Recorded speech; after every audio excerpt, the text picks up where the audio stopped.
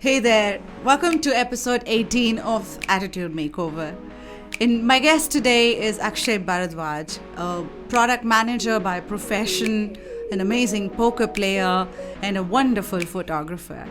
At the core of his work is in the gaming industry. He currently serves as a GM at Zynga. In this conversation, Akshay gears us up for the future of gaming, or what he calls the hyper-casual gaming space. He gives us an insight into the different types of user motivation, their various aspects, and how they are taken into account by game designers to maximize user experience as measured by specific metrics. And in a lot of ways, we discover how the gaming industry is really leading the way in user experience and customer experience itself. Akshay also delves into the role that gaming might play in academic learning in a manner that really can solve deep-rooted learning problems, especially in the education system of India. Through his eyes, we see the full gamut of what evolution and revolution really means. Not just in the gaming world, but also in the way we pursue that which is meaningful to us. Do join us for the full episode, and I hope you enjoy it.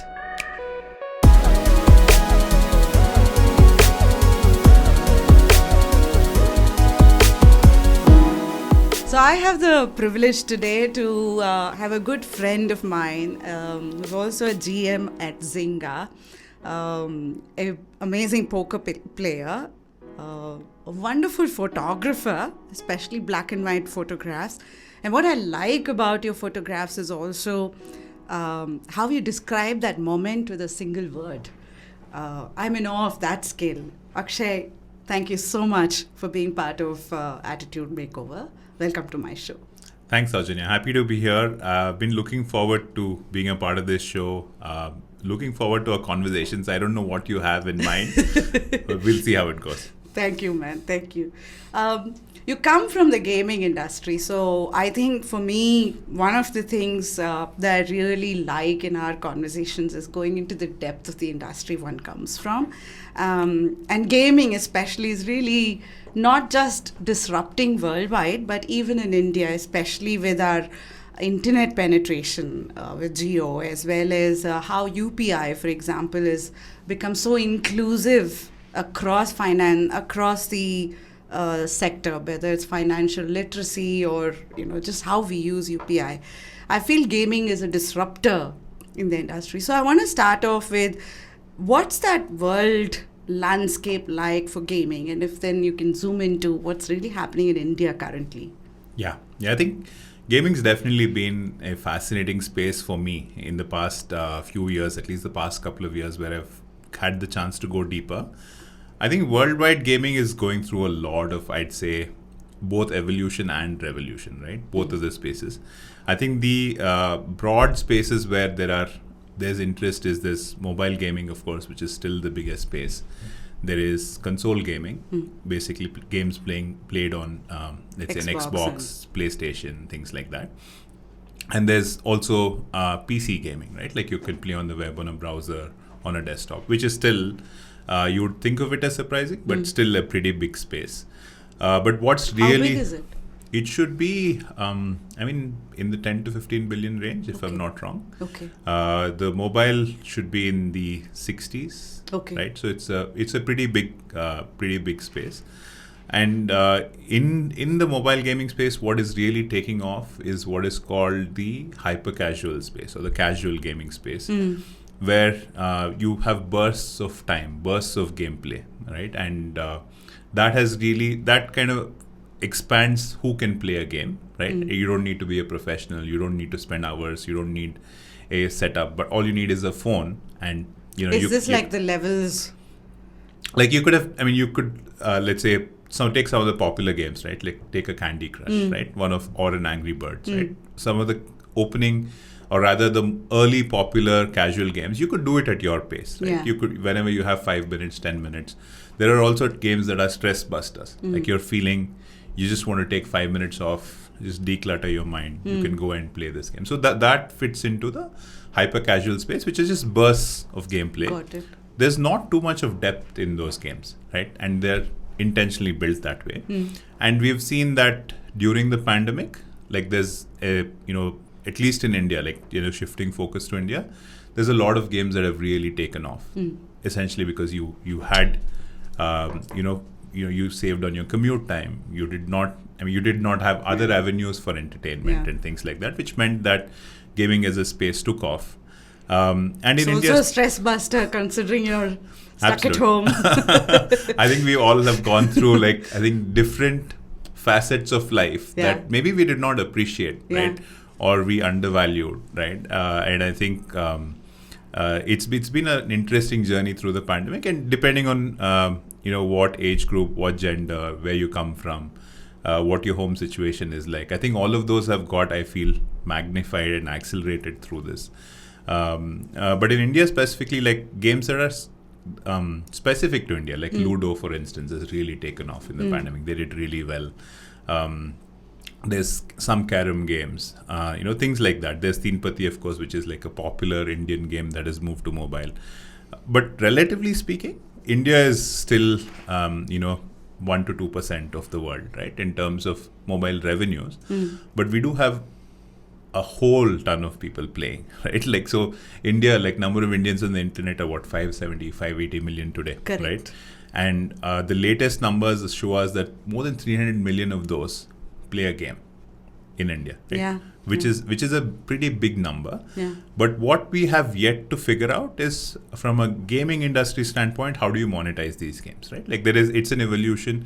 UPI has definitely played a massive role, right, to say what has happened in terms of microtransactions, and I think the last I read, we crossed 100 billion in transactions in UPI, and that's a lot, right? And it just volume-wise is just historical, like massive. It's become a case study worldwide, right? Absolutely, yeah. So how do you then translate something like that into essentially think of it as paying for entertainment, right? Like when you're paying for the game, why do you pay for a game, right? You pay to progress faster. You pay to earn something that kind of enhances your identity, things like that. So all of that, I think, is new to India, right? But it's changing. It's changing massively, like we've seen with the whole, crypto wave in India, right? Like, as in, nobody expected it to kind of take largest, off. Right? And we're still the largest. Of course, the numbers are all over the place. And some of the numbers don't make sense, but still, relatively speaking, it's still a large adoption there. So given all of that, I think India is in a very good space to take off. And maybe sometime later in our conversation, we can get into the specifics of new types of games that are evolving, right? And how does potentially India play a role there? But I see overall, like, interest is increasing. One of the things that's interesting in India is the acceptance of gaming as not a waste of time. I don't know, broadly to put it that way, is becoming more relevant, right? Because I think gaming does a lot of positive enforcements as well in terms of skill, in terms of, I think mental health has become a big challenge through the pandemic. It's helped people kind of keep sanity, if I were to say it so. And within my own games, we do get a lot of positive words of appreciation from our users. So I think all of that is definitely a huge part. But there's, of course, I mean, in anything like, there's always the topic of addiction and things like that, which are concerns. I think that applies to industries more than gaming, and where moderation becomes key, and how do you enable that. But that's a topic for a different day. Coming to India, I think there's definitely that wave of acceptance of gaming across age groups, across gender. I think one of the most interesting things is, I think, the rise of the woman gamer in India, right? There's a lot of games that are built now that actually have more women playing, which I think is a fascinating and amazing. What kind of games are we talking about? These are largely social games, casual games. These are not, we have, word-based games, all of these games. And these are not necessarily built in India. These are available worldwide.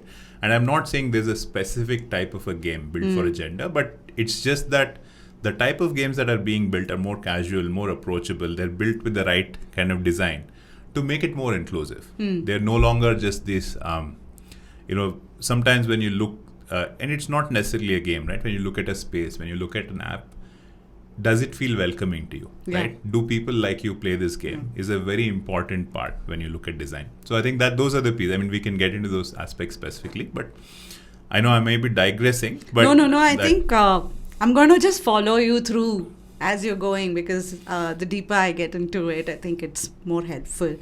I'm curious about one more thing here, Akshay. From a demographics perspective, gaming is not just limited to the literates. Yeah. It's even going beyond that to the, non-literate, or if I can politely put it, right? And thereby there's a bigger potential as well. So sort of go into a little more depth of the demographics on, has there been a shift? Like, was there an aha to look at of how gaming has penetrated in India into the larger community, thereby normalizing a lot of things for us? Yeah, absolutely. And I think that's a fascinating question, because see, a lot of the divide, right? And in fact, the way we are conversing in this podcast, right, which is just in English, might just create that divide to not reach a larger audience, right? So fundamentally, language can be very divisive. But gaming doesn't have a language, right? It's a language that you intuitively understand. It's the language of design. And what great design does is it enables you to walk you through the interactions, the journey, the story, the narrative, fairly relatively easily, right? So when you look at the games that took off in India, right? Take Ludo, right? It's a game that anybody in any city in India played at any point in time. Yeah.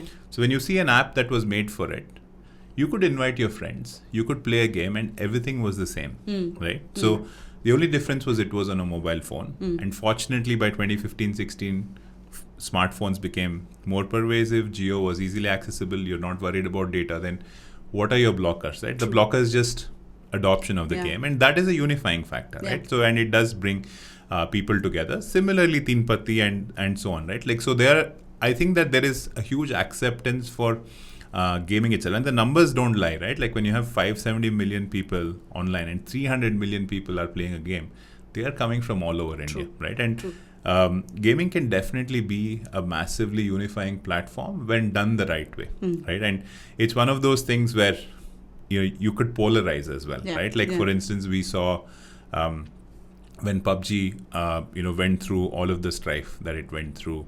There was all of the India-China arguments, right? When we banned apps from China and we saw communities come in support, all of that. Like, so you can go very wide, and there are examples of like worldwide communities coming and backing and creating movements in games, right?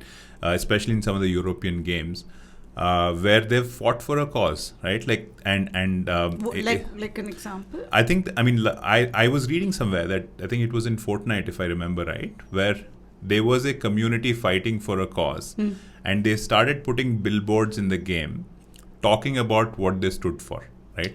So things like that. So you can actually rally for a cause, stand up for what you mean, because ultimately I believe games are nothing but a medium of self-expression or creative expression, right? And if you stifle that, in a normal world, right, where people will find a medium to express it, and games are a great medium to express it, because you're creating stuff, you're building your identity, all of that stuff, and not everybody can do it on an Instagram or a TikTok or a Snapchat, even though those are also mediums where you do self-express. But I think games are intuitive and expressive that way. But I think that's the reason I believe that the pervasiveness of going across tier 2, tier 3 is still massive, and it's still underutilized. I would not say that we've done a great job. And maybe the games today that we have aren't representative of the potential, right? True. Like if you go back to the 90s, the reasons you use the web for were trivial, right? Like, but the way you use it today is fundamentally different. And when Web 3 happens at potential, you may use it fundamentally differently. So I think there's potential and there's usage today. We need to differentiate those two. But I definitely believe there's a massive play in terms of it being a unifying platform. One interesting thing you brought out is also the opportunity to expand, right? Like we started off with basic games, but there's a bigger opportunity for this demographic, for various demographics on expanding using gaming. Yeah. And this could expand beyond just games to some of the other spaces like financial education, Yeah. literacy, fitness, Yeah. healthcare, DIY, which is really growing in India Yeah. for customer support and beyond as well. How is that? Is that heading the right way? What are some other blockers around it, or what do you see as the future there? Yeah, I think, I mean, that's been one of my areas of passion, right? To see, like the reason I kind of came to gaming, and I wouldn't call myself an avid gamer, right? I've just been more of a student of gaming versus being an avid gamer. Is I think gaming fundamentally does one thing really well, which is to be able to understand or deconstruct how behavior is formed and how to change that behavior in a certain way, right? Sometimes it's obvious to the individual affected, but sometimes it's not, right? And you do change those behaviors. And when you go back in your own individual life, you'll see that certain behaviors are formed not because you wanted them to, but because the environment forced you to, or because your peers did it, and so on. So I think that core insight of behavior change can be taken and applied to many fields. Like one of my areas of passion is like gaming and education, for instance, right? Like I think we've all gone through it, and I think topic for a different podcast on why education should not be the way it is today, right? So that is, I don't want to digress. But coming to what gaming can do in education per se, right, is I feel like every individual, or for that matter, every child, or even every adult, is unique in the way that they want to learn, they absorb. Yes. I mean, there are many theories. There is, I think, the theory of multiple intelligences. There are 7 ways you can learn, and so on. But I wouldn't want to go down stereotypes, right? I want to really, my fundamental belief is in the cohort of one, as we call it, which means that using AI, using some of the more deeper learning mechanisms we have available, can we build models that can suit an individual and the way they learn? And I think that can be very powerful at the intersection of a lot of data that's available and game design principles. We can build like a massive impact in education, and I'll give you a few thoughts around it, right? Like, so for instance, I just want to just share a personal experience of mine and then come back to education. I had a cousin of mine who was, in Karnataka you have the SLC board, right? Which is, and he was doing okay in his studies. He was clearing through and so on. Till in class 10, he suddenly failed the board exams, right? And it, like, for all people who know the SLC board, it's a tough exam to get like 90-95%, but it's a very tough exam to fail. It's very tough to fail, right? So, and he had 11 in math, right? Like 11. I remember the exact, and this was quite a few years back. But when I go back and I saw, like, how could you get 11, right? It's very hard, right? Then we went back, and when I sat down, I just picked up the paper with him and I said, this is going to be a personal project for me, because they had the supplementary exams coming in 2 months, and I'm like, I'm going to make sure that you pass it, because it's almost feels I felt personally responsible in some sense that he was not going to clear this exam. And of course, if you don't do it, then it's a stumbling block for you, right? Like even today in India, like if you don't have a 10th grade, where do you sort go? Of paves way for your future. Absolutely. And even if you don't do anything with it, but it's almost a social stigma, right? Like, and he'll have to deal with that for the rest of his life, and it's something that is very tough for him to get out of. So we sat down. What was interesting that came through was when we went to basic, quadratic equations, just as an example, he could not divide and make a fraction out of, take a 4-digit number, divided by a 2-digit number. He took almost 30 minutes to do it, right? And he would not do it correctly. So what is a fraction? What is a decimal? Like the core building blocks of math, he did not have. Essentially what has happened is he's probably failed in understanding that at class 6, class 5, class 4, whenever that came. The comprehension of the problem itself. And the building blocks, right? Like if you don't know the building block, but you're forced to rote learn and apply it and so on. Most of the times in our education system, what happens is in those grades, the questions you get in the exam are the questions in the book. Correct. So if you learn the steps in the book, will quite likely replicate it. And you have topics like geometry and so on where, it's easy to do. So what we ended up doing, which I'm not really proud of, but what we ended up doing was we looked at the paper. We said we'll let go of the things you don't know. But let's look at geometry. Let's look at, there was something around measurements and things like that. So we chose 50% of the paper and we said we'll do, I think 60% of the paper, and we'll do 50 to 60% of that, which is 30 to 40 marks correct. And I think one of the biggest, and I spent time with him every night for like maybe 6 weeks or so. But that's the moment of pride for both of us that we cleared that exam after that, right? And it's one of the toughest things. But the reason I'm kind of elaborating on that experience is how our system is broken at a fundamental level, right? Where we do not know what are critical pieces of learning. And maybe this was just math, and maybe it applies to, I think, like my pet peeve about our education system is you don't teach like life skills. Yeah. Like, how do you just be confident about yourself? How do you express? How do you communicate, right? These are things how do you also just manage your finances, basically, right? How do you, I think these are all basic skills. And if you have an idea, what do you do about it, right? Where do you, all of these I feel are core to the world we live in. And you're left to kind of fend for yourself as an adult, right? Why is that not core to the education? And I think those are the pieces where I feel like gaming can play a larger role. Really bridge the gap. And you can actually learn things very well. You can learn things from a sense of competition, which I think competition is often used and abused. You think that it's a very bad thing, mainly because the way we have looked at our competition, right? You say, okay, there's an IIT, there are 1,000 seats. We get lakhs of people to compete for 1,000 seats. That is hyper competition, right? And it's not going to turn out well for 99% of the people. But if I get a cohort of 10 people, get them to compete and learn. I think the Montessori model has a nice way of mixed age groups, right? Where the older age groups teach the younger kids. Yeah. The younger age kids learn from them, they mature together. Yeah. We can do that in a gaming model very well. And I should clarify that gaming doesn't mean you have to always be on a device, right? It basically uses the principles of gaming, and you can do it offline, right? Yeah.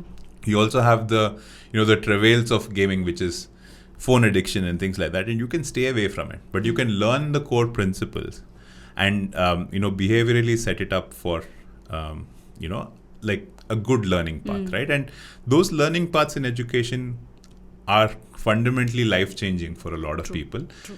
And I think the reality of the situation is like, how many great teachers do we have in the country? That's not going to change, right? When you go back at your own personal, like at least when I look back at my personal journey, I can think of 2, maybe 3 great teachers in all of my schooling. True. And I'm like, okay, those were role models for me.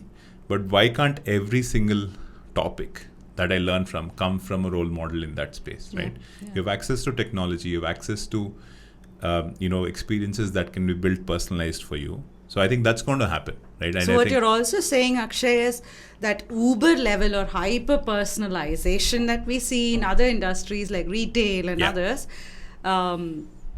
is more predominantly going to disrupt how we look at gaming itself, right? Yeah, and I think these are all overlapping experiences, right? I wouldn't think of creating a game for education. That's not what I mean. I think you're going to take the essence of the gamification principles and put them in fields, right? Education is an area I'm passionate about. Like one of the startups I did earlier was also kind of going deeper into this. And I think the potential for what can happen there is massive. And, in retail, again, like it's one of those things where some of the best technologies and the best kind of minds may not be looking at the most impact right now, but I think over a period of time, it will change, right? Yeah. Like the biggest benefit I'm seeing today is if on a big billion day, if I'm giving you the most personalized offer to get, you get a 15% discount, but I get a 19% discount. May not be an easy problem to solve, but we spend a lot of time solving it. True. But in areas of impact, where potentially there's social impact, there's economic impact, there may not be a monetary gain for the individual or the company building it.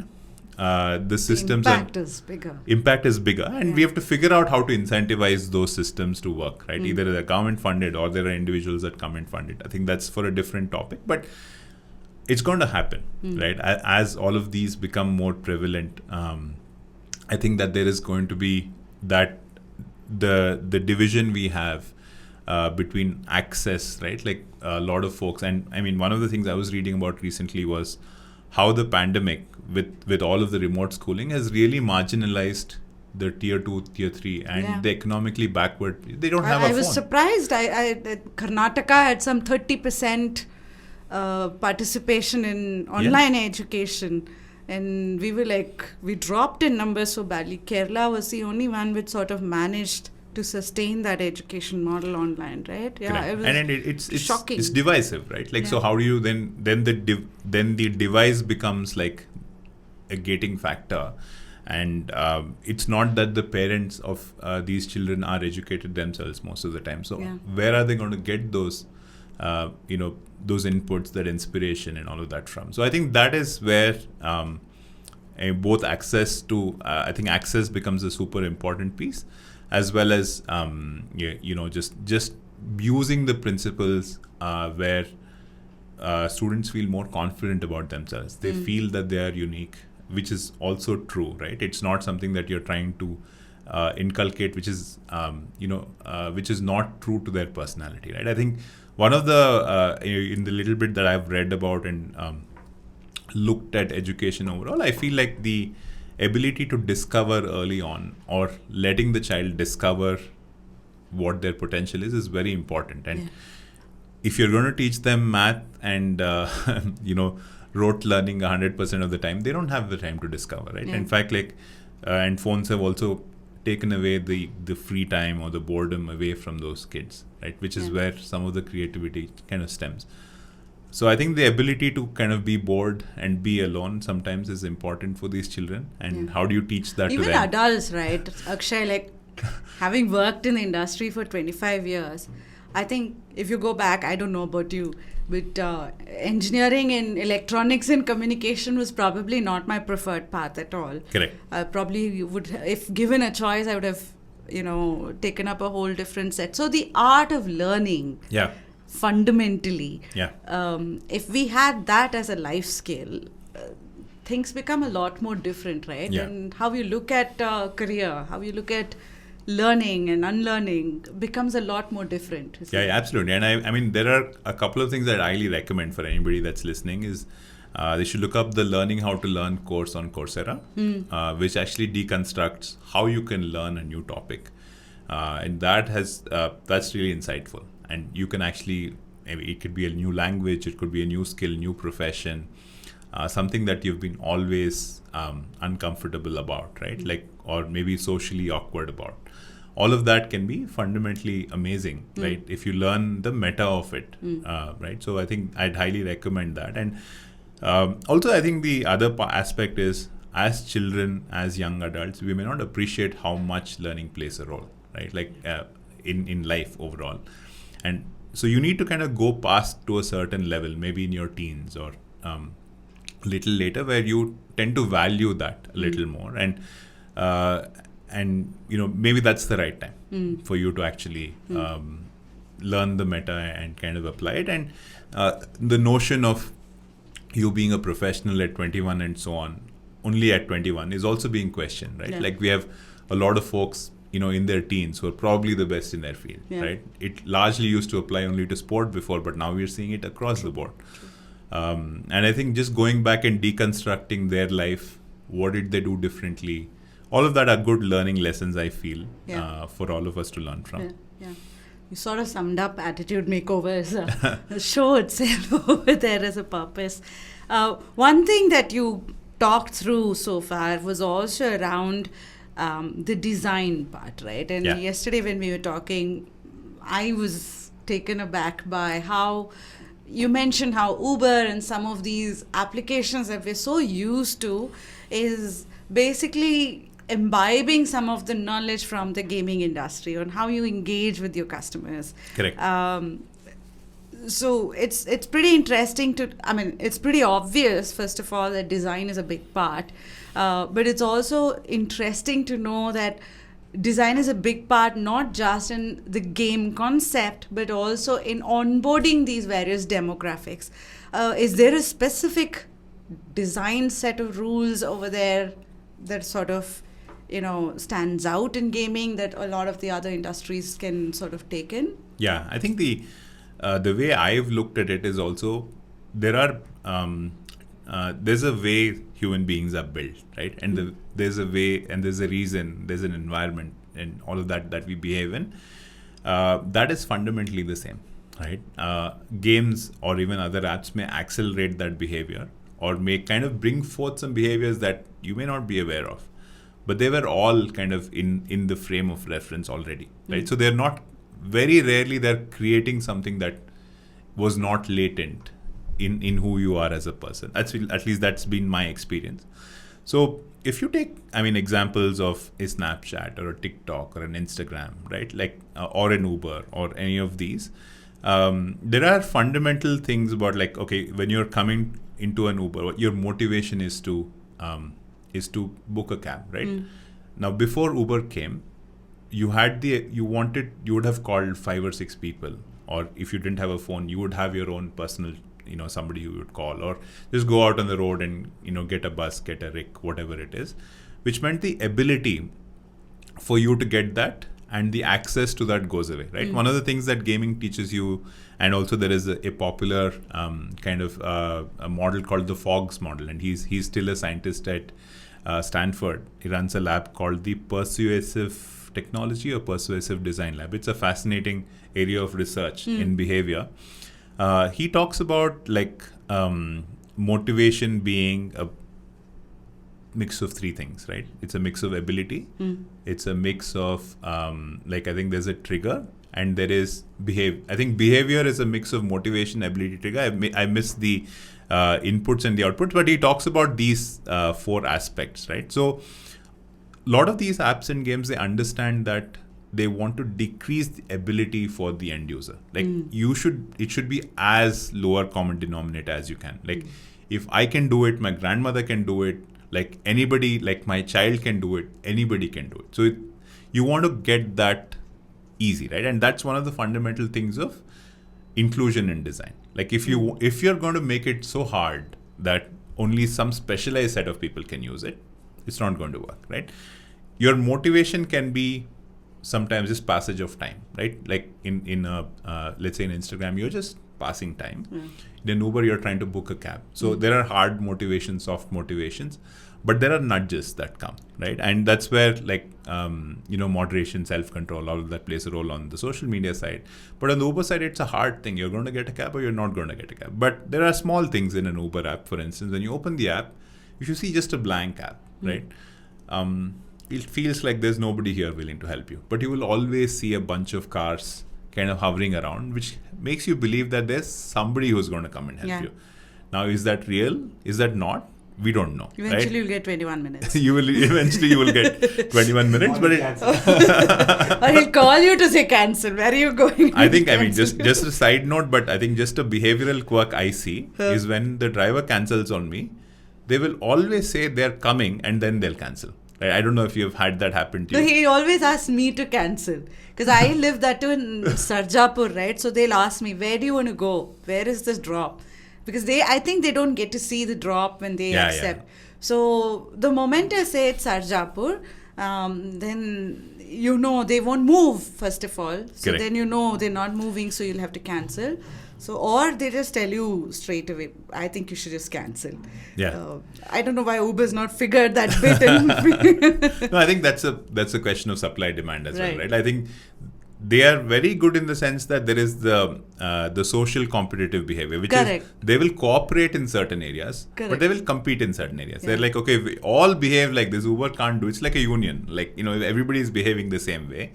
And I think they feel awkward to say, I'm not coming, right? Nobody ever says I'm not coming. Like, that's been my observation at least. So then you have to figure out, like you said, are they not moving? Yeah. And then you go ahead and cancel and whatever. But this entire thing, like in the Western world, is very well solved, right? Like there's also, I think the penalties on Uber and so on is much higher. Correct. Like for instance, if you lose your relationship with Uber, you're going to lose a livelihood in the Western world.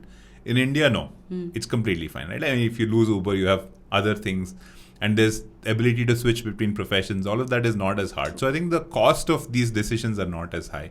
But again, we digress on a different topic. But coming back to applications of gaming, right? So I think that was one interesting design principle. I think there is, how you nudge. Like for instance, when you get onto, I think, YouTube Music or Spotify, you get asked like, who are your favorite artists, right? And then there is a playlist that's built with AI over time. So recommendations specifically for you, kind of. Which gets personalized to you, right? And that experience is a learning over time. And that's a very interesting design where in the past, music was one to many, right? Like it was playing on radio, or even when you got your iPod track, you had to buy it, right? And this was in the pre-phone world. In the phone world as well, like you had to download. Then streaming came. But even with streaming, like it was still a pain for you to know, which song you'll play. I think one of my most fascinating experiences in the recent time was YouTube Music, right? So once you just start off, and one of my friends recommended it to me, it was, you just start off with one song. Yeah, and then it's beautiful, the playlist that they pull together. Yeah, and it becomes, the moment you also give feedback by, skipping or so on, the more relevant it becomes, and it can play for minutes and hours. Yes. Which is, I think, fundamentally what great games do, right? Like we call that a progression, like, the difficulty paths in the progression. And there's a specific term in gaming called tuning, which is what is used to make sure that you face enough resistance, but not a lot of resistance, right? Like in anything you pick up first time, you don't want it to be supremely difficult because you're going to give up. Yeah. You want it to be just difficult enough to challenge you so you can cross that first hurdle and you move on. So I think a lot of these, I find that fascinating in Uber, and you should try that. When you try to cancel, they'll nudge you. Like, the driver's almost here. Do you really want to cancel? Right? So they're kind of reassuring you that we're almost there, right? So all of these, I see a lot of parallels. And I think, these are industries that inspire each other. And we look at what best experiences are across the board. And I think it's getting more simple. It's getting more I think, automated in a nice way. And it lets you focus on what you need to do, right? Like, for instance, like I'm taking an Uber to save time. If I'm going to spend 20 minutes in actually haggling, doing it beats the purpose of me taking an Uber, right? And the same thing with music. I want it to be doing whatever it's doing, enhance your mood, or kind of set a social setting, whatever it is, but you're focusing on doing something else. Yeah. That should be the focus. I think overall, like all of these experiences are now getting to a space where you can focus on what is your core strength and go deeper there. And I think that's where you can learn a lot from gaming from first principles for sure. So one of the things we talked about was the benefits of gaming to other industries like finance or education, retail, education, agriculture, the DIY, etc. But there's also a parallel universe that's feeding into it, right? Like, for example, when I look at the kids, my teen, for example, is big into some of these games, and some of the friends are all PS4s and Minecraft, and they not only play Minecraft, they actually go then and educate themselves on the nuances of getting better and better in the game. Yeah. And thereby there's a different market that is created there of influencers, or I don't know what they call them, who are specialists in that particular game. Yeah.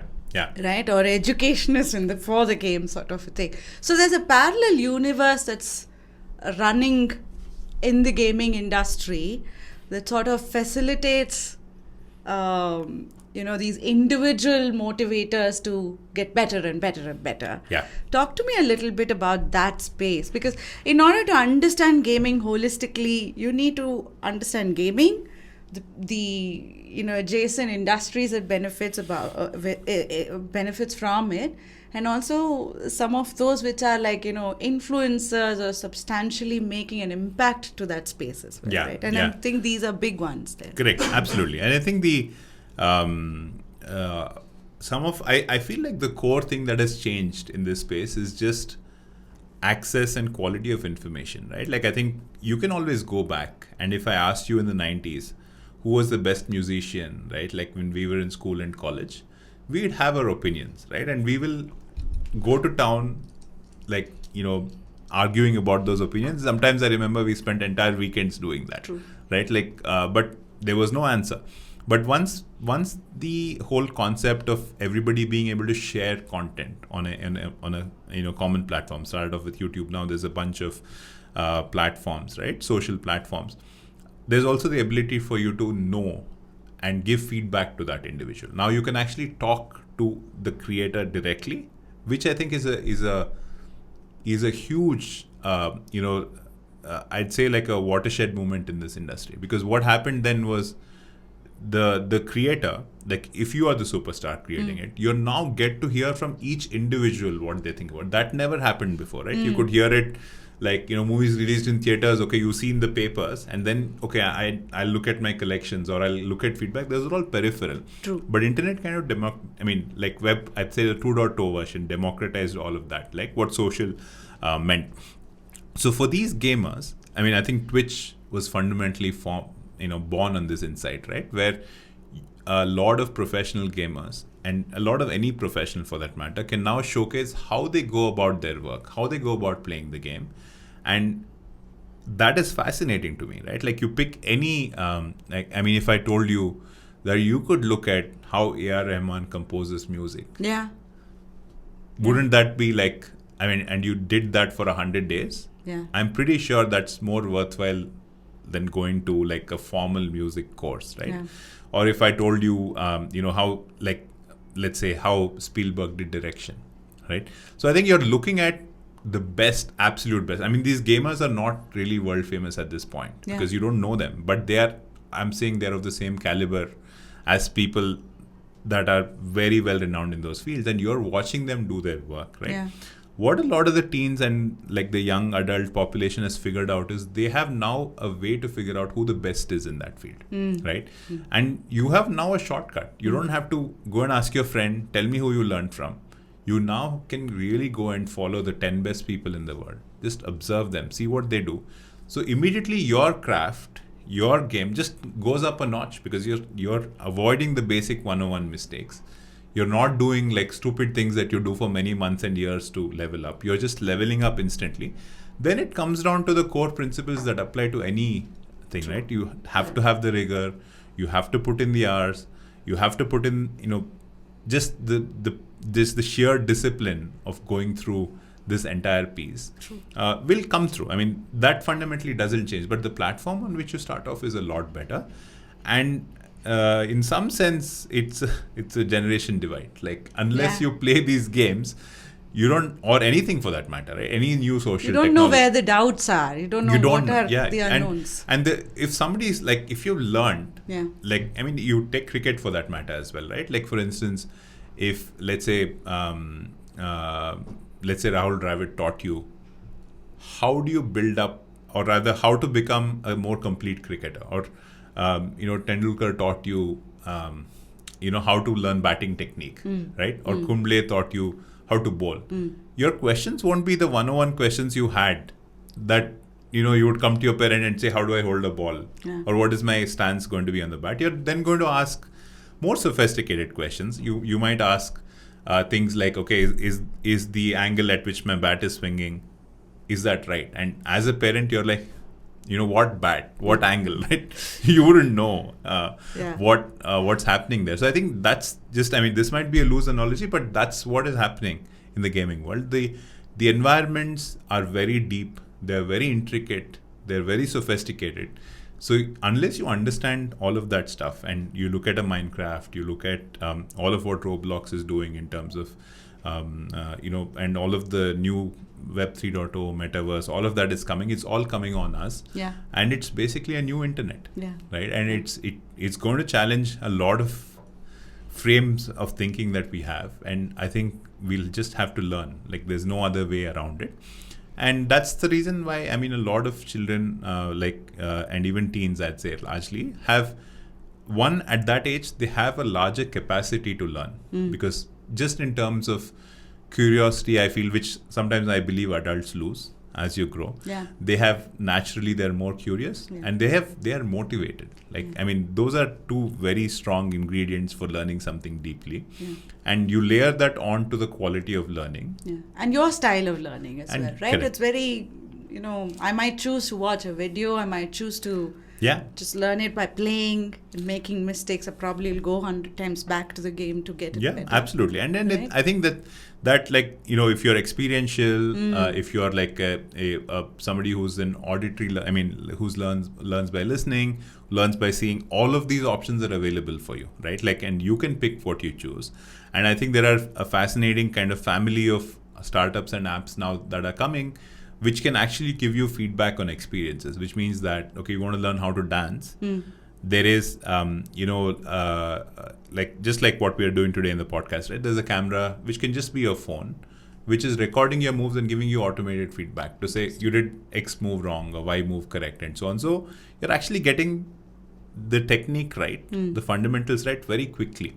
So, which is, I think, a massive benefit for anybody learning anything quickly. And just those access to technology, the quality of instruction, and the fact that the other pieces we spoke about, mobile phones are easily available, data is easily accessible, those platform pieces are already leveled up. So I think it makes I couldn't have thought of, when I think of, I sometimes feel like I want to roll back 20 years back in life and experience like what's happening today back as a teenager. True.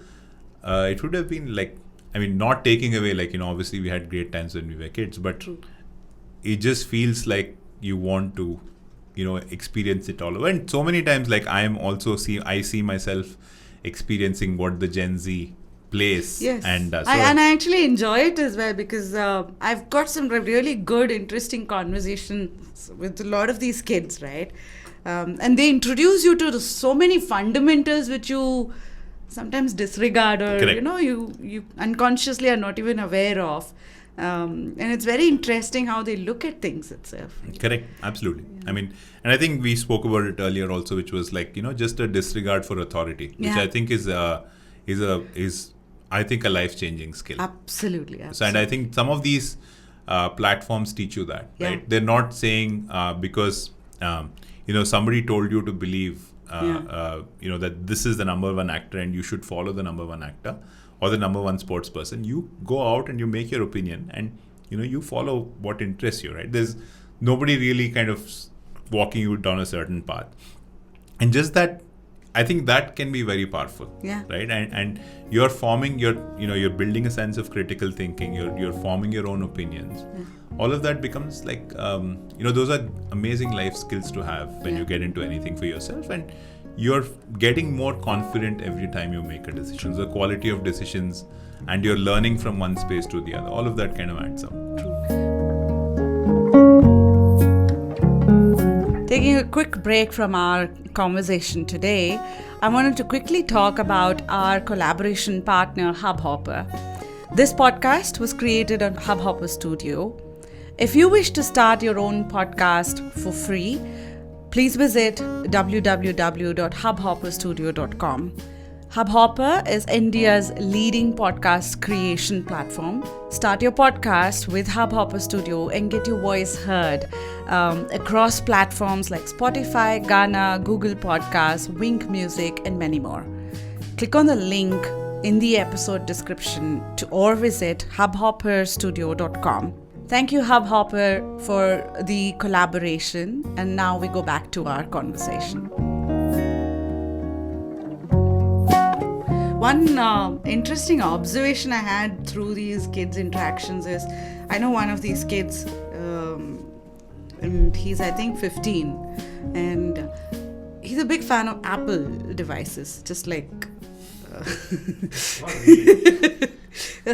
But what he does, I thought it was really fascinating, is all the keynotes and the conferences that Apple has, Akshay, he actually puts an alarm, attends each one of them, has an opinion, a feedback, and actually writes back sometimes to say, hey, this is not the right way of thinking about it. And I thought, when I put myself in that 15-year-old shoe, I was like, I feel I was so dumb. And that is true, right? Just the pace. And I think, I can easily say that I've felt that way many times. So it's, I think it's just how, generational access and just quality of freedom for some of these kids, like where they're thinking without bounds and so on.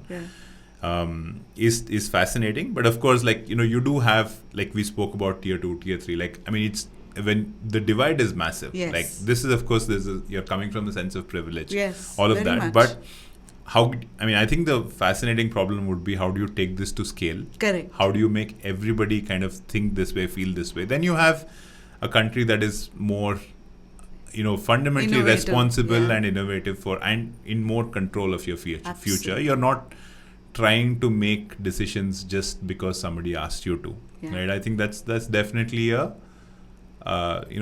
life-changing kind of a thought. Yeah. One last piece around this was around the Web 3.0 that you mentioned. A major part of it is also around decentralization, right? So thereby I see newer avenues for people to rediscover themselves or career paths. You were talking about, for example, Philippines or one of the Asian countries where the drivers sort of quit their main job and got into gaming, where there's an earning mechanism over there in an hour's time. Tell me some of the, and if you actually look at the future of currency itself is changing with all the NFTs and Bitcoins and all that. Throw some insight around how this decentralization as well as Web 3.0 is going to create new avenues of career paths itself. Yeah, I think, we should look at the fundamental building blocks, right? Currently, Web 3.0 is very loose, right? It's hard to understand. It's kind of amorphous. It's you can feel it, but you don't know what it is. It's kind of like what the Web 1.0 was in the 90s, right? You thought it was for, maybe just, you were exploring what email was, what search was maybe, and those were also pretty bad at that time. And we may be even kind of looking at Web 3.0 in that state, just to give a sense of relevance of where we are at. I think the building blocks, the building principles of Web 3.0, I think are based on 2 or 3 things, right? One is that it's fundamentally open, right? There is nobody who owns anything. So the walled gardens are all the disrupting. And we own everything as a community. So the sense of community and the sense of ownership is the building block of Web 3.0. There is no permission, it's permissionless, right? We don't need to ask for anybody's permission to do anything. As long as you create something, it could be anything, right? It could be a currency, it could be a game, it could be anything that you want to create. If it's accepted, backed by a community, used by a community, monetized by a community, it will survive. Yeah. So in that sense, it's the other extreme of being open, which is uncomfortable. Because if you look at it, we may come across as being liberal, right, in many senses, but what we also like is a sense of control. If I told you that you're putting your money in a bank, right? Do you feel like that money that you've put in a bank is sitting in the bank, right? So today the RBI regulates what percentage of the money sits in the bank. It's about 5%. If you have put, which means that if 1,000 people have put, let's say 1 rupee, or rather, let's say the RBI overall has 100 rupees in the bank, right? Just as an example, they only have 5 rupees available at that point in time. Yeah. The rest of the 95 rupees are spread in different investments, not investments, but different kinds of mechanisms in the financial world. It's hard to believe, right? Yeah. But you believe that the government has your back, the RBI has your back. And one of the things that you will learn, which recently got changed, was if you had a fixed deposit in a bank, you were only if the bank failed, the insurance for that fixed deposit was till very recently just 1 lakh, right? No matter what amount of money you had. And we panicked actually when we were reading that, and most banks were going through some major crisis. Yeah. So the thing is that you believe that the state will protect you. You believe that but there is definitely a non-zero probability that they don't have your back, right? Yeah. And we don't know to what extent. I'd say India relatively is in a better space. We have probably a much more stabler and more well-governed financial system when I compare it to some of the other countries. But I'm just saying like just get kind of an example of, or kind of a sense of what Web 3.0 can try to solve for. The fascinating thing I feel is that the sense of creation can come from anybody, right? There are no bars, right? As long as you get the basic skill. And specifically the game that we were talking about, which is Axie Infinity, right? And there's enough documentation now on the web to see how they've succeeded. But what they essentially did was they've created an alternate currency for the game. It's called an Axie. It's based on the Ethereum blockchain. And to enter the game, you have to buy 3 Axies. And 3 Axies roughly cost about $1,000. It's not trivial. So if you're in the Philippines, if you're in Vietnam, $1,000 is a lot of money, right? But once you make that investment, you can actually play the game, earn certain kind of NFTs, right, as they're called. These are just assets that you can sell to anybody. You can put them on a public network, a public blockchain, which is owned by the game. Rather, is owned by the community. And then you can actually, kind of trade. And the more time you spend in the game, you're earning something that's more valuable in the game, which is worth more in the real world. And as it gets rarer and rarer, that commodity gets more value.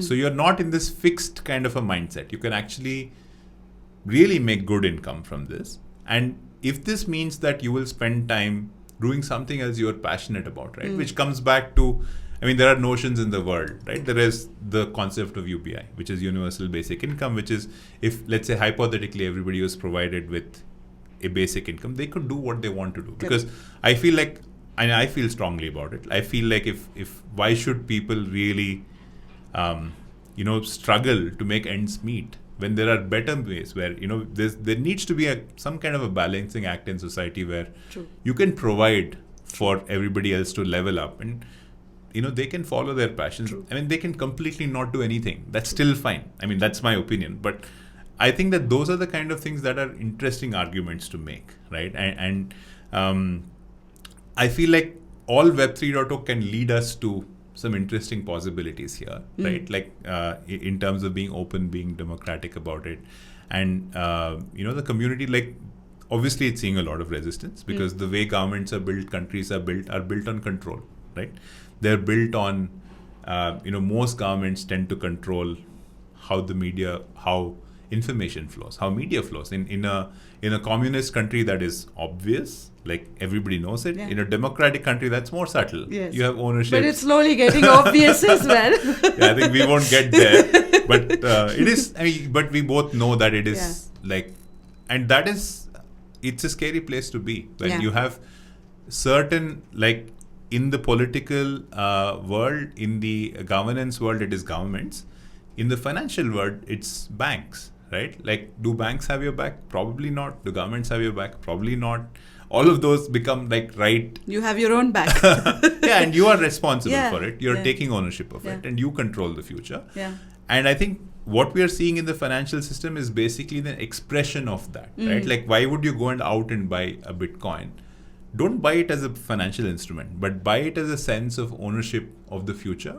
Buy it as a sense of your contribution for the future. It makes a lot of sense. Like an asset. Like an asset. And it is an asset. And if it's controlled by the community, of course, there's crazy instances where, I don't know if you've heard of it, there's recently a crypto that was created based on the Squid Game. Yeah.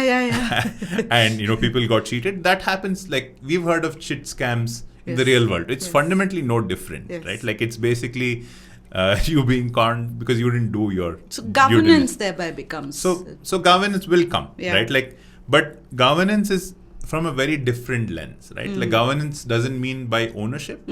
Governance means like taking away these, vetting people, making sure that they are held responsible, accountable for their actions. So there will be a world, like currently we are seeing massive fragmentation, right? Like, you and I can create a crypto. Like, we can create a crypto based on this show right now. But that will change. I actually was trying to research on that, how to actually Because content is where a major part of these NFTs and all that is working, right? You can definitely give it a shot, and maybe we can chat after this podcast. But we should. But you can definitely try doing that. But essentially what will happen is over a period of time, the consolidation phase will come, and only the ones that are worth their salt and have shown repeated, they're fundamentally structured the right way. And I think one of the fundamental things of Bitcoin, for instance, why it's really done well is there is no owner. The owner is fictitious, and even today nobody knows. A lot of people have claimed that they are Satoshi, but nobody really knows who the true owner is. That is powerful, right? How many things in the world that you use today have no owner? Right, and when you go back and think about it, I think it's a very powerful thing, and I feel like that is true decentralization, right? Like in the past, there've been, I think, the for instance, Linux or Unix communities which have done the open way of creating like software, but they've done it in a very limited space. This is going to do it in a space that is and impacts you, like day to day. It impacts you, and I think there's a lot to chat about for sure. But I think Axie, for instance, has shown that NFTs today sometimes look dumb. Like when you look at, I don't know if I should use a different word, but like when you look at the Bored Ape NFT, right? Like I don't know if you've seen it. Like you go out on Twitter, you'll see a bunch of pictures of apes in different colors, hats, costumes, and so on. But that I've just started exploring Ether because I was actually trying to do more research on how does it really play a bigger role in, because I read that in the art space and the creative space especially is where there have been a lot of success stories around Ether. So I was trying to see for content, for example, how does NFT come in? There's a lot of them. You should look at, I think, WazirX, the Indian platform, funded 2 artists to make their NFTs in India. Amitabh Bachchan, I think, has his own NFT. So I think the challenge is not the creation piece, right? Because that is where the barriers of entry will be easy, right? But it's about how are you building the guardrails and how are you building a community around it that believes there's value. Like I think you will get real feedback from your community that believes if there's value, there's going to be adoption, and it's going to take off. So it's basically there's no hiding there, and it's not doctored from a first principles perspective, but it can be doctored by let's say groups of people and so on. But it's still, I'd say, more genuine than versus sitting in a black box in let's say a boardroom of a company and making that change. I think that's the fundamental kind of difference in Web 3.0. Akshay, when we were talking about the landscape and also the Uber experience or the design aspect, a major part of gaming industry is really understanding the behavior, the psychology of it, right? Like we talked about Fogg's theory as well. It's all about human behavior and understanding the human psychology, and thereby how do you engage individual players in the game. Can you dive a little deeper into, and I thought gaming industry especially uses that at its core. Can you dive a little deeper into how behavior plays a big part in the gaming space? And what's that future looking like? Yeah, sure. I think the fascinating part of that question, Sojana, is that there is an entire discipline in gaming called game design, right? Which is built on, which is not like what experience design is, what a bunch of other facets of design is, like interaction like a design thinking process. It is, it imbibes some of those thinkings, but game design fundamentally is the ability to build a game in such a way that you look at how levels are built. You look at what are the motivations in the game that the user should do. How should an economy be built in a game, right? Like what should you can, in many games, you are the RBI of that game because you are the person who's saying how much is the currency that's going to be here? How are people going to spend it? So you have complete authority, which is scary, right? Because you need to do it very well. And there's also the aspect of how do you tune the game, right? What is the kind of difficulty in the game? How do you, like we spoke about, just incremental difficulty and not extreme difficulty, and helping the player also learn a skill along the way. So there's all of these pieces, and we can go in different dimensions, but I'll just try and loosely cover a few areas, and we can go deeper into whatever interests you. So I think the game design itself as a discipline, I think for anybody who's interested, you should kind of read up more about it. It's just a fascinating discipline in itself, and it's becoming more prevalent in India now. In the West, it's been something that you can go to college and study. In India as well, like now you have NID, Shrishti, you have a few of these schools teaching game design. So you can actually learn from a school. You can also learn by interning at a gaming company like Zynga and so on. So it's been fascinating for me to learn that discipline in the past 2 years because of also my interest in kind of learning about behavior and so on. There was definitely a huge overlap there. So from deconstructing, I'd say behavior, like what are the aspects of how you should look at game design, right? I think it's probably just game design zooms out and makes the question a little broader. I think it's important to understand why we play a game, right? Like and what are the motivations behind playing a game. Sometimes it's just you want to pass time, right? You want, and that could apply to even let's say Spotify, which we spoke about earlier. It could apply to an Instagram, it could apply to YouTube. It could also apply to a game, right? Like as in it could all of these are choices for you to just decide to take your mind off something, kind of recalibrate, de-stress and come back. So passage of time largely is one of the behaviors that you're kind of trying to address. There is, I'd say, passive passage of time and active passage of time, right? When I say passive passage of time, you're letting whatever comes to you. In fact, if you look at the doom scrolling, as it's called, like, you can just keep scrolling forever. It's very passive, right? Correct. Like you're not really engaging with the content. There's another level of passive, which is Spotify. You play a song, it just kind of, you don't have to interact with it at all. But in a game, you might have to do maybe 1 or 2 interactions with the game. And, it could be a timing mechanic. It could be a place where you throw something in a particular, but they are fairly easy for you to learn and so on. So I think that is one kind of a piece where you're kind of just passing time. There is the sense of, I feel, I'd say, temptation, right? Like you're trying to do something, like fundamentally that human behavior, with or without gaming exists, right? Like, and it's something that we have to throttle, right? It's something that you have to build self-control for, but as a behavior, it exists. It's something that we should build awareness for, right? But how are they built, right? Like, I think in temptation, you're like, okay, here is what my friends are doing. I also need to do the same. So there is that peer pressure, right? In some cases, in a professional world, there's a fear of missing out, right? The FOMO, as it's called. Like there is, what are all other people doing and what am I not doing? And hence, like, I might want to do it. Like there is some sense of, okay, I've invested some time, right? But it may be not in the right space, but I still want to invest more time. So it's called loss aversion, right? You want to invest more time in an area which may not be more productive, right? And you have some real world examples for that. Let's say you bought you bought a movie ticket, right? But you had to go and do, let's say, a work meeting or something that actually would have been productive for you. But it's like, I've bought a movie ticket. There's no way I can refund it. So I might as well go and watch the movie, right? Which means that for a mistake that you did, which was just 5 minutes of your time, you're going to go and spend 3 hours of your time to and it's reality, right? It's reality, often right? Do it. Yeah. You often do it. And that's basically a fundamental behavior.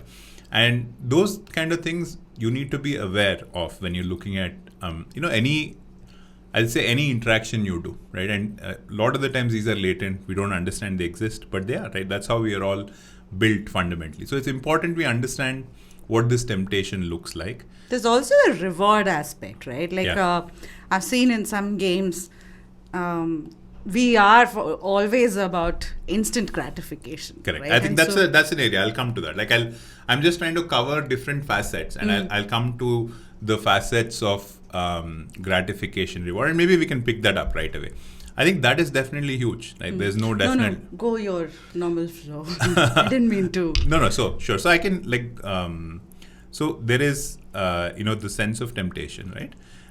There are I think before getting into the win moments, we should get into what I call as progression, right? There is, because one of the things we are all, I'd say, geared for is to get a sense of progression. Because what really frustrates people is when there is no communication of progression or sense of progression, right? Like you've seen the popular, I think back in the day, the popular Windows thing, right? Like, this might give away what generation I come from, but you had the file loading thing come on Windows. It used to come up to 98% and just stuck. hang. Yes. Right? So the 0 to 98% took exactly 15 seconds and 98 to 100% takes forever, right? Yeah.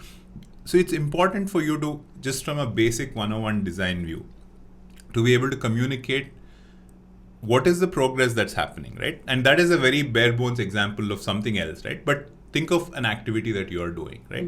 If you looked at some of the more modern fitness apps or so on, they give you a very good sense of progression. Like you might have just done 1 burpee or 2 jumping jacks. They make you feel like you've gotten fit, that you've actually done something. But in the larger scheme of things, it's not much, right? And I think there is this theory of micro habits, right? Like, which is very, very important.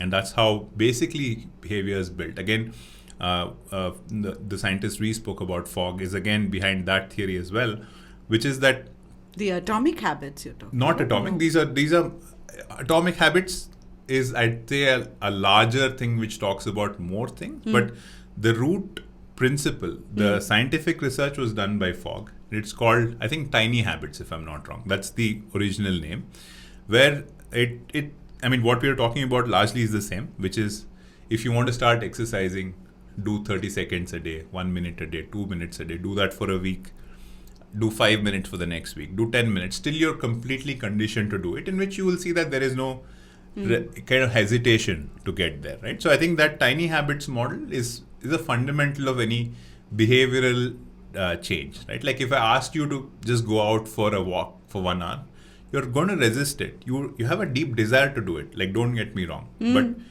that desire never gets changed into a habit. True. Right? So I think the core aspect of progression is habit forming, right? And habits are the core of everything that we are, right? Like how do you build habit forming loops are the center of any design, right? Not just game, but product and so on. So how do we ensure that there is the right kind of incentive built in?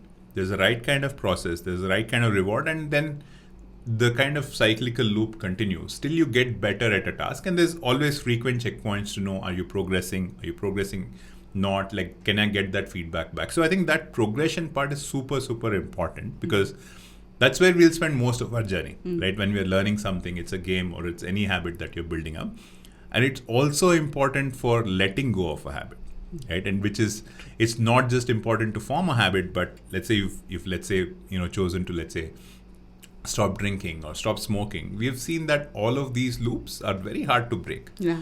So, and it is probably harder than forming the habit, because you've formed the habit so hard and so strong. And I'll come to the next deeper part of it, which is the sense of identity. Sometimes you tend to associate the habits you build with who you are or what your identity is, right? And what your friends may think you're worth and so on, right? You have to decouple all of these from the core aspects. And I think all of these are interrelated. So how do you build a sense of identity, like towards something, is very critical, right? Like in any habit, any game, any app you build. Why does identity play such a big role in the gaming space? So I'd say that's how we all are, right? I think if you just look at us as human beings, all of us crave for that sense of identity, right? It's important for us to be recognized for who we are. I mean, this is a very complex problem, right? And a very complex, like many layers to it. And it's not specific to gaming, I'd say. Gaming is, I'd say, a manifestation. I wouldn't say it's unique to gaming only. I think what's interesting is everybody is looking for a path to that identity. Sometimes that identity can come from your own self-confidence, your own work, whatever you have done over time, how your friends see you and so on. But in many cases, it may not come from home. It may not come from friends. You're looking for an avenue to kind of build that identity, right? Now that identity could be that you are an expert in a particular game, right? You're an expert, you're doing something well. And sometimes in life, all you need to know is that you're able to do something well. I mean, you need that confidence, right? Like, I think there was this famous quote, I forget which book I read it in, but it said it was one of the US Army generals who said that every morning he gets up and he makes his bed, mainly because he feels like that's the one thing he will always feel accomplished with, and nothing can go wrong, right? You know that you're always, you're kind of just a micro reinforcement loop for you to know that it's working for you. So I think that sense of confidence, that sense of identity of who you are, where you come from, sometimes it's, the geography you're in, sometimes it's the community where you come from, right? And you need to be able to build the pride in that. I feel that's, in some sense, that's the reason you exist, right? At least for people. Of course, you can be more philosophical about it and say that you can walk away and there's ego involved and all of that stuff. But that's, again, not to digress, but I feel they're very critical in behavior design to understand that those are important. Those are building blocks of how you think about behavior, how you think about design. And I think identity is super, super critical because it's just how we are as human beings, right? And it's important that we're able to express ourselves. And I keep going back to the main point, which is I think we all need a medium of expression, right? And in many cases, gaming can be that medium of expression, right? It may not be expression like you think of as a painting or like an artist or as a musician, but every time you're doing something in a game, you're doing something that is unique to only you, right?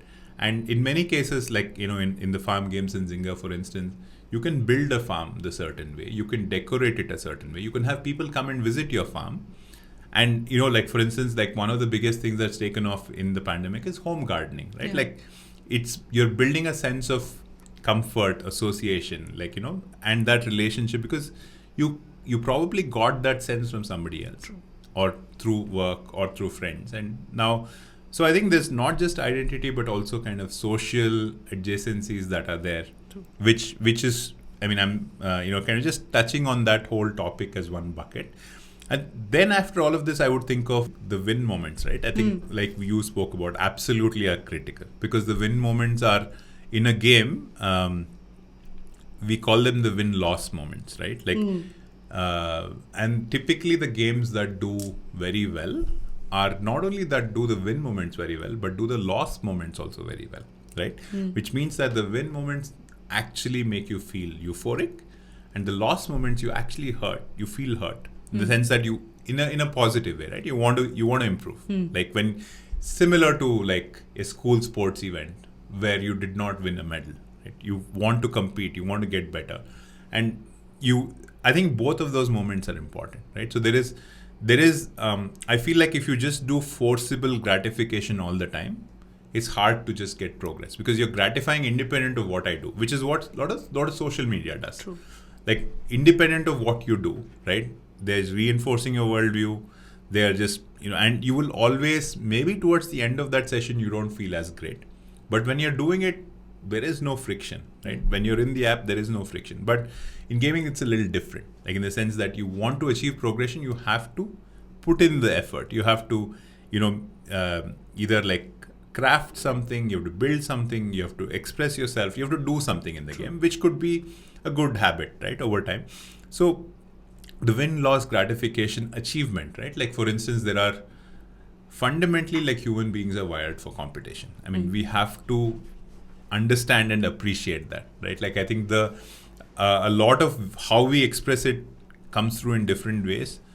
I'm not a big fan of being hyper competitive, but I think a good dose of competition is important for all of us to improve, to get better at what we are doing. Starts with yourself, competing with yourself. Just being a better version of yourself, right? I know when I used to run more actively, I know that I can never... Stop running. I've not been running more frequently, but it's, it's always on my to-do list.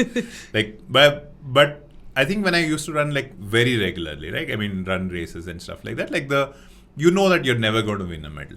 That is not even the aspiration. Okay? And that it's fundamentally true. The only thing you're competing with is your personal you've set a record, you've set a milestone, you try to better it, and it motivates you. And I think fundamentally games do that very well. What is your sense of achievement? There are absolute records as well. Can you be the world's best in something? Yes, absolutely. But the kind of effort, investment it takes, if you're willing to do that and you have the skills, capability, yes, go ahead, right? But we all know that happens to 0.1, 0.05% of the audience, right?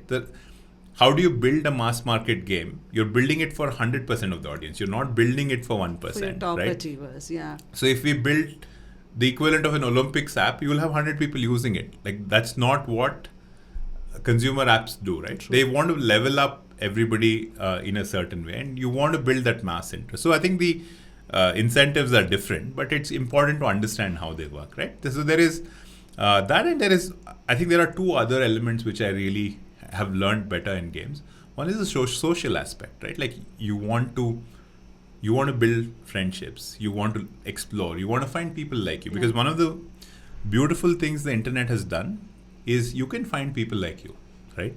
You can find people you have similar interests to. It doesn't have to be like the people we went to middle school with.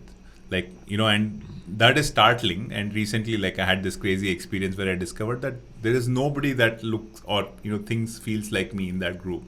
But still, we all thought at that age, we were all alike. We were similar. Yeah. Right? But as you grow with age, it becomes like very, very different. True. And how do you then find people with a similar interest, similar kind of motivations? And you can learn from them. If somebody's done like really well in that field and so on, like, you can go down deeper. So I think that sense of building the social connect, learning from each other, is fundamental to gaming. And you do kind of fundamentally, there is a yearning for all humans to kind of have that connection, right? And many cases in the older demographics, Saujanya, we see that because of families moving away, because of how life plays out, a lot of people tend to be lonely, right? They're spending most of the days with themselves. So some of the games, like the Farmville game, some of these games help you actually build that sense of connection, give you another reason to kind of look at life positively, right? And like, that there are a lot of people who say, I have to go harvest my crop at a particular time, right? Yeah. You have, so you may think of that as a habit, but you can also think of that as a reason for somebody to do it. And I had this interesting insight that when you see all the good morning messages in WhatsApp, right? Like, as a teenager, you would think of it as, this What's is happening boring, yeah. this is annoying. Yeah. But it may be a signal that, like a parent living in India to somebody living, like their children living in the West, it may be the easiest way to signal to them that I'm doing fine today. Like, don't worry about me. And instead of saying that every day, which might be an overkill, you're maybe sending out a good morning message. It's like the making the bed habit. Yeah. And no, but I think you're just signaling that you're healthy, you're fine, right? And that is, I did not think of it that way. And when that insight came through, you now understand why are people like, sending those good morning. They don't mean to say good morning to you. What they're actually telling you is, they're fine, they're healthy, don't worry about me, like, I'll take care of myself, right? Which is very powerful message. And in fact, on a side note, when WhatsApp kind of launched in India, their servers, I think, crashed in the first day or the second day because of the wave of good morning messages that came, which nobody thought, and they had to deconstruct how that happened. But I think that there are powerful insights as to how we think, how we behave there. So I think that the connect part is super important. The last part I feel is a sense of giving, right? Like, I think you do, there's a lot of people who are interested in not only, like how charity is done, how philanthropy is done, understanding the behavior of wanting to give, and maybe you're at, there are instances of games where, you gift things to other people. You don't get anything in return. You're just gifting it to another person because you feel they may do better, and you feel better. Like, we know from the behavioral aspects of charity, that you feel better by giving. You feel better by feeling a better sense of community. So I think that is also an aspect in design. But yeah, there are some more, but I think I'll just pause there. I think this gives you a broader sense of, what kinds of behaviors. But what I also found interesting is, one is the depth. I don't think we do this kind of depth of behavior.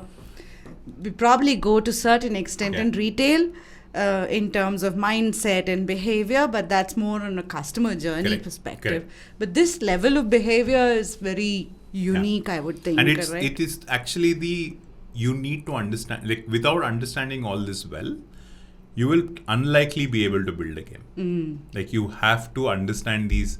I think all of these will be present in the game design textbooks or in the building blocks, right? But it's important that you process it and understand it in a language that you internalize, right? And you're now I can't take this insight and go and build a game.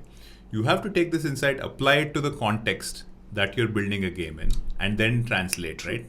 I feel that's where the skill comes through. True.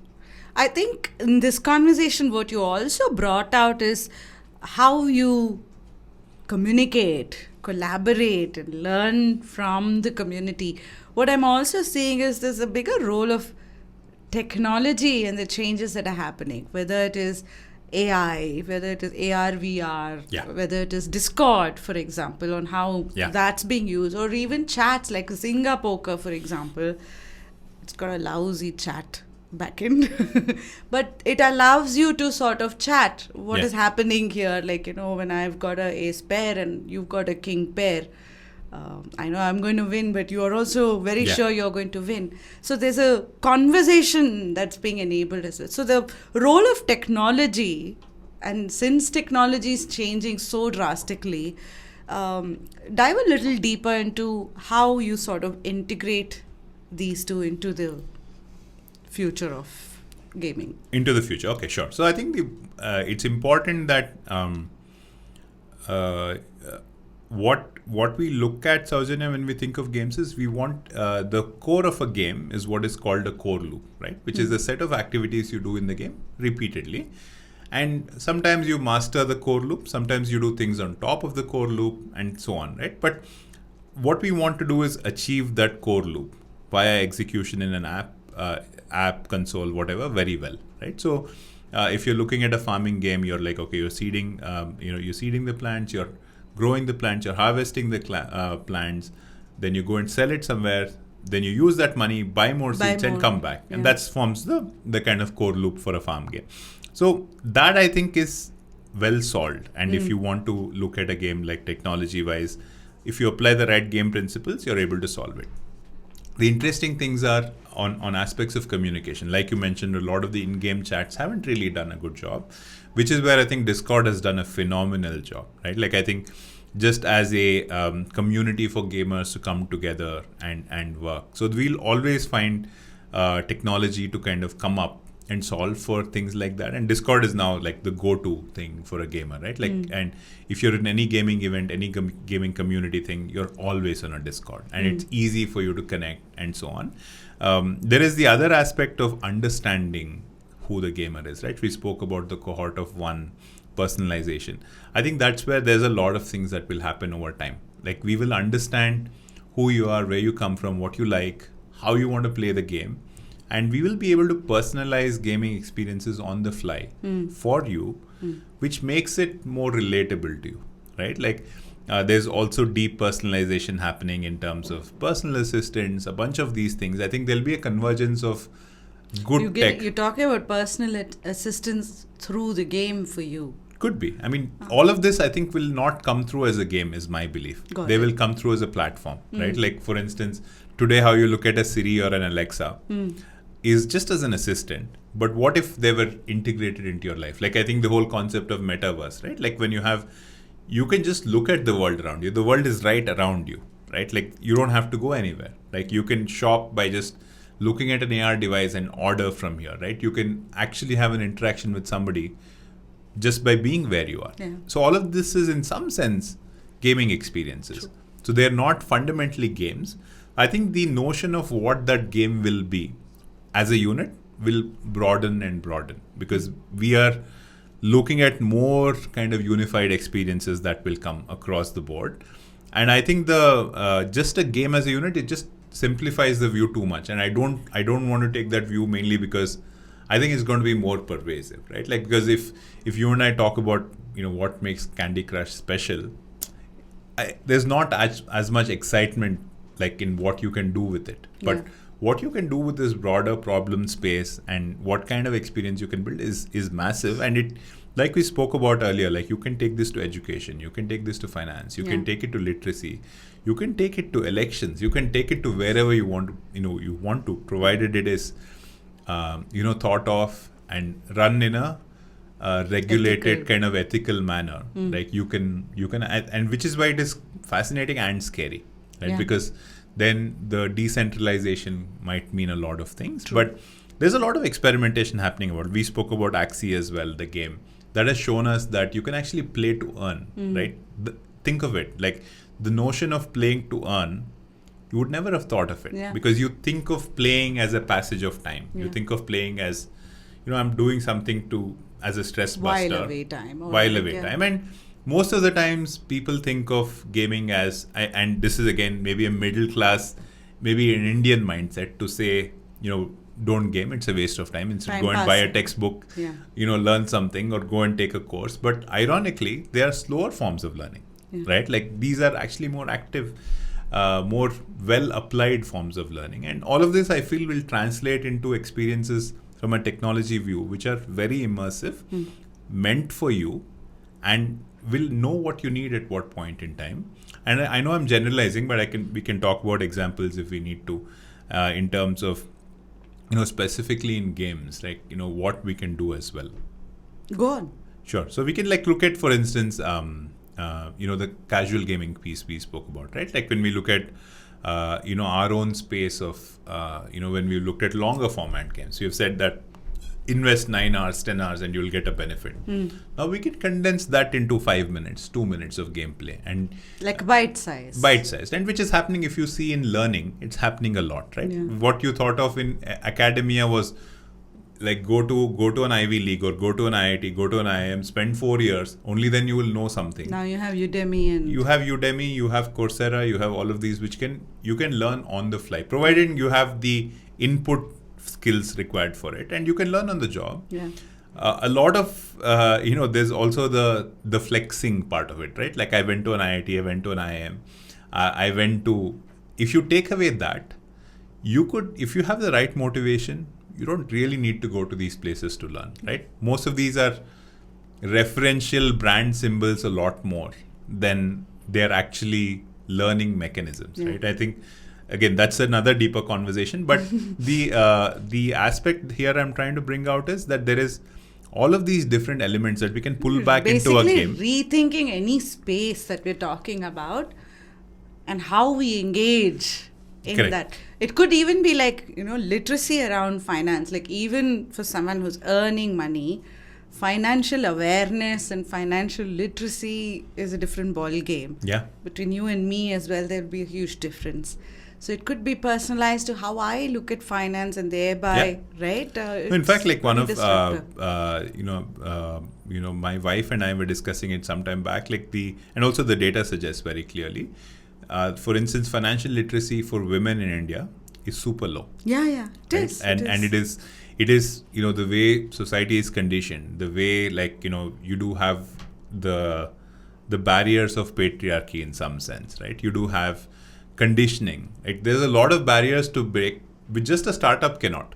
So you have to figure out, and sometimes gaming, like social kind of acceptance in bite-sized pieces, can actually break through these pieces. Yeah. And you may learn this from playing a game. Yeah. Right? Like I'm just kind of circling that loop, and you may just use play money to know how to invest. Yeah. And it could just be a game. You don't have to kind of convince your family I'm throwing the money away, whatever, right? And it could be the fastest way for you to learn, right? Like, and the fact that you're kind of stowing away money in a locker in the house and feeling safe about it is a very bad 101 financial mistake, right? Like, so in fact, like one of the basics of any financial thing is that saving is bad. Like, but who told you that, right? Like all of your, at least for me, when you look at like middle class upbringing, saving is everything, right? Like it was built in a different era for a different model, for a path where we probably went hand to mouth for a lot of time, and saving meant a lot. Yeah. But I don't think we are in the same era a lot anymore, right? Yeah. So similar to gaming, I think all of these, in my view, Saujanya, I see a lot of commonalities, right? And maybe the approaches you take to solving the problem are also similar when you want to solve, when we build out bite-sized experiences in gaming, where you can spend, in the space of hyper-casual, you won't believe it, you can spend a few seconds and you can actually feel de-stressed. Like there are games that can actually help you do that. So you never thought of that before, right? You never had to spend, you don't have to go and buy a PC or a console. You can do it on your phone. It's an app. And, you're in a minute, like you felt a sense of achievement, felt a sense of progress, you move on, right? And technology is enabling you to do all of that, and with personalization, it will be built for you. And in many cases, you take the Amazon experiments in the US, where when your grocery actually goes down, it's automatically ordering and refilling your grocery, right? I mean, there's deeper kind of automation there. But I think all of these, I feel, are correlated in terms of where you want to, where you want to see where the core problems are. Now, are these relatively of importance to society? Like, you can always argue which problem is important or not, but I just feel like going down a behavior path or understanding human behavior fundamentally helps you solve these problems at a deeper level, which will sustain, right? And what you're also saying is, it's not just the gaming industry, but the other verticals as well have a huge opportunity to adopt the concepts of gaming to really disrupt and increase the reach across India, right? That's another, massive opportunity out there.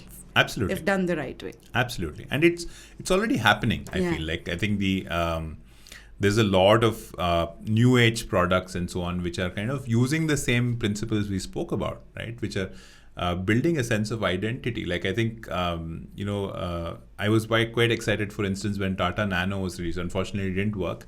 But it was meant to be an identity for the middle class, right? It was like, I think, the dream was to have the identity move from a scooter to Nano, right? Like, so there was a fundamental behavioral insight there that you wanted to move to. It was not just a car you were building, right? I think so. There's always that sense of, these first principles that every business thinks of, and we have visionaries in all of these spaces.